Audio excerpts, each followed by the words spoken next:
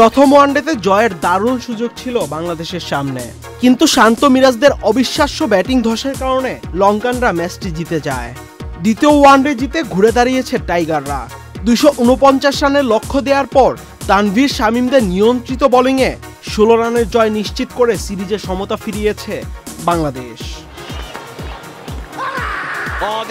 ঠিক এর পরপরই বড় সুখবরটি পেল টাইগাররা। ওয়ানডে র্যাঙ্কিংয়ে এখন তারা এগিয়েছে এক ধাপ। লঙ্কানদের সঙ্গে সাদা বলের এই সিরিজ শুরুর আগেই আইসিসির ওয়ানডে র্যাঙ্কিংয়ে 76 রেটিং পয়েন্ট নিয়ে 10ম স্থানে ছিল বাংলাদেশ। তখনই জানা যায় টাইগারদের সামনে 10ম স্থান থেকে 9ম স্থানে ওঠার ভালো সুযোগ আছে। বান্ডেল থাকলে প্রতি সেনমানিতে টাকা বাঁচবে। বিকাশ সেনমানি বান্ডেল কিনে জিতুন প্রতি লেনদেনে। 3 ম্যাচের ওয়ানডে সিরিজে একটিতে জয় পেলেই র্যাঙ্কিংয়ে 9ম স্থানে উঠে আসবে টাইগাররা। গতকাল রাতে লঙ্কানদের হারিয়ে মেহেদী হাসান মিরাজের দল সেটাই নিশ্চিত করল। 9 নম্বরে ওঠা বাংলাদেশের ওয়ানডেতে বর্তমান রেটিং পয়েন্ট 78।